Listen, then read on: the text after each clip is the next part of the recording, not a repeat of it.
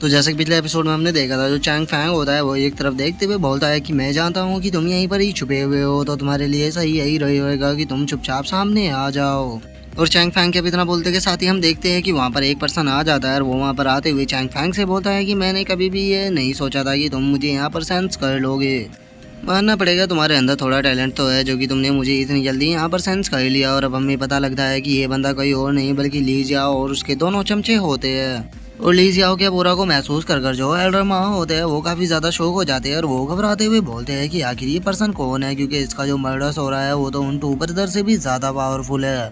Chang Fang, क्या तुम इन लोगों को जानते हो? जो सुनकर अब जो चैंग फैंग होता है वो एल्डर मा से बताता है कि हाँ, ये मेरे किन्यून सेक्ट के इनर सेक्ट के डिसाइबल है। जो सुनकर अब जो एल्डर मा होते हैं उसे काफ़ी ज़्यादा गुस्सा आ जाता है और वो गुस्से में उन लोगों की तरफ देखते हुए बोलते हैं कि अच्छा, तो तुम किन्यून इनर सेक्ट के डिसाइबल हो, तो क्या किन्यून इनर सेक्ट के डिसाइबल अब हमें यहाँ पर लूटने की कोशिश कर रहे हैं?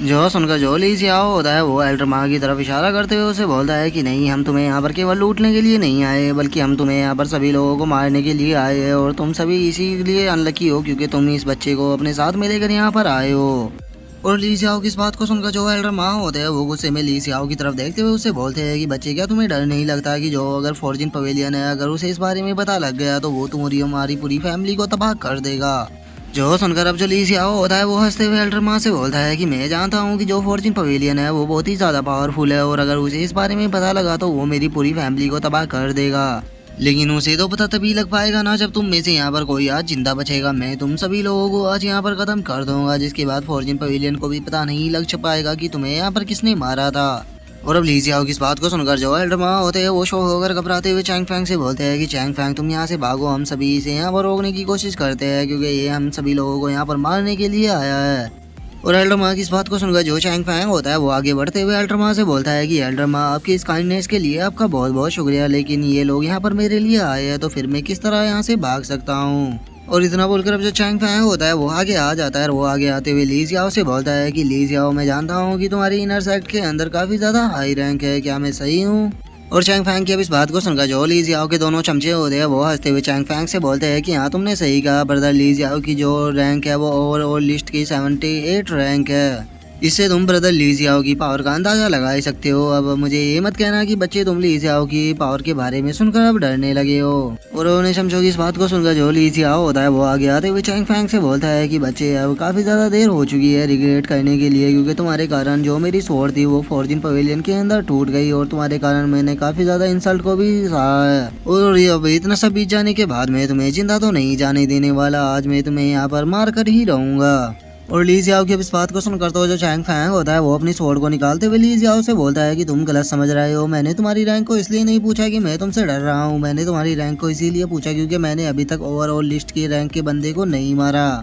और तुम ओवरऑल लिस्ट की रैंक के पहले बंदे होने वाले हो जो कि आज मेरे हाथों से मारा जाएगा। और अब चैंग फैंग की इस बात को सुनकर जो ली जियाओ होता है उसे बहुत ही ज़्यादा गुस्सा आने लगता है और वो गुस्से में बोलता है कि अच्छा, तो तुम मुझे यहाँ पर मारना चाहते हो? लगता है कि तुम्हारे अंदर कुछ ज़्यादा ही घमंड आ गया है, तुमने यहाँ पर दो लोगों को क्या मार दिया, तो क्या तुम्हें इन्हें मारने के बाद ऐसा लग रहा है कि तुम मुझे भी मार दोगे? तुम्हें नहीं बोलना चाहिए कि मैं तुमसे कई गुना ज़्यादा पावरफुल हूँ। और ली जियाओ की इस बात को सुनकर जो चैंग फैंग होता है वो हंसते हुए ली जियाओ से बोलता है कि मैं तुम्हें केवल मारने के बारे में सोच नहीं रहा हूँ, बल्कि मैं इस चीज़ के लिए श्योर हूँ कि मैं तुम्हें आज यहाँ पर मारूंगा। और अब चैंग फैंग की इस बात को सुनकर ली जियाओ को और भी ज़्यादा गुस्सा आने लगता है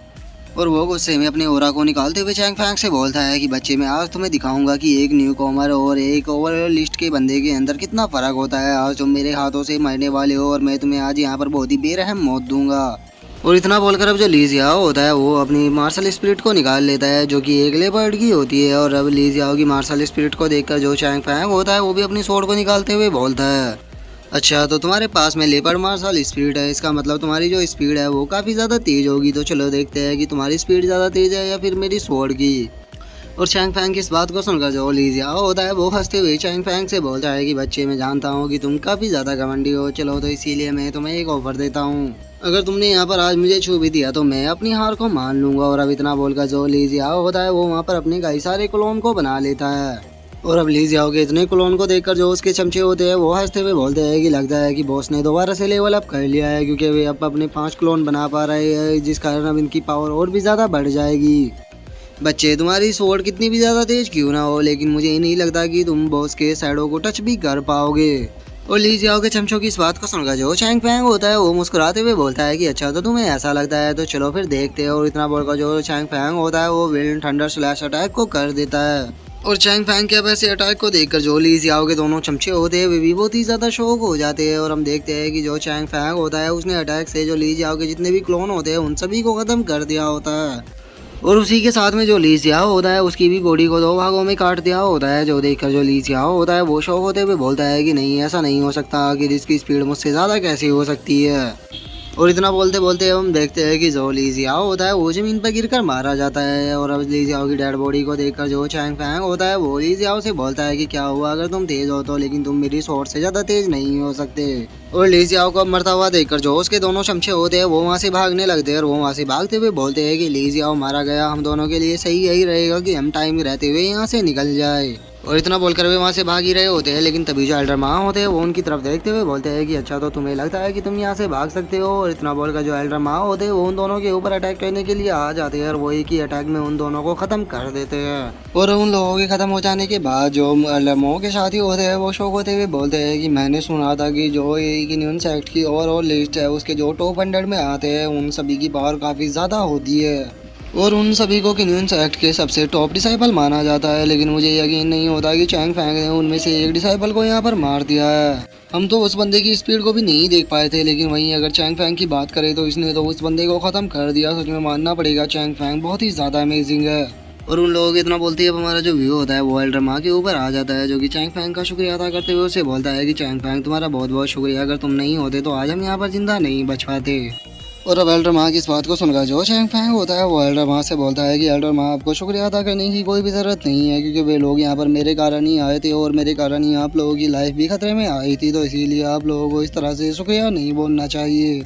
लेकिन चूंकि अब यहाँ की जो प्रॉब्लम थी वो पूरी तरह से खत्म हो चुकी है तो अब हमें सिटी के लिए निकलना चाहिए। जो सुनकर एल्डर माँ भी ठीक है बोल देते हैं। जिसके बाद अब हम देखते हैं कि जो एल्डर माँ होते हैं वो सभी लोगों को लेकर वहाँ से जाने लगते हैं और वो जाते हुए बोलते हैं कि चलो तो फिर अब सिटी के अंदर चलते हैं। जो सुनकर सभी लोग भी ठीक है बोल देते हैं। जिसके बाद अब हमारा जो व्यू होता है वो थोड़ी देर बाद फॉर्च्यून पवेलियन के ऊपर आ जाता है, जहाँ पर कि हम देखते हैं कि जो मैनेजर वांग होते हैं वो चैंग फैंग के पास आते हुए उससे बोलते हैं कि रास्ते में जो कुछ भी हुआ मुझे एल्डर माँ ने बता दिया है, इसीलिए मैं मैनेजर वांग तुम्हारा शुक्रिया अदा करना चाहता हूँ, क्योंकि अगर चैंग फैंग तुम नहीं होते तो मुझे नहीं लगता कि मेरा जो सामान है वो सेफली सिटी के अंदर पहुँच पाता। जो सुनकर जो चैंग फैंग होता है वो मैनेजर वांग से बोलता है कि मैनेजर वांग इस तरह से आपको मेरा शुक्रिया अदा नहीं करना चाहिए, क्योंकि ये तो मेरी ड्यूटी थी, लेकिन मैं जानना चाहता हूँ कि क्या जो मेरी स्टेज ब्रेकिंग बिल थी वे तैयार हो चुकी है। और अब मैनेजर वांग के इतना बोलते के साथ ही जो हमारा आज का एपिसोड है वो यहीं पे कंप्लीट हो जाता है। तो अब नेक्स्ट एपिसोड में देखेंगे कि आगे क्या होता है। अगर आप लोगों को वीडियो अच्छी लगी हो तो लाइक करना, चैनल को सब्सक्राइब करना। मैं मिलता हूँ आप लोगों से नेक्स्ट एपिसोड में, तब तक के लिए बाय बाय गाइस।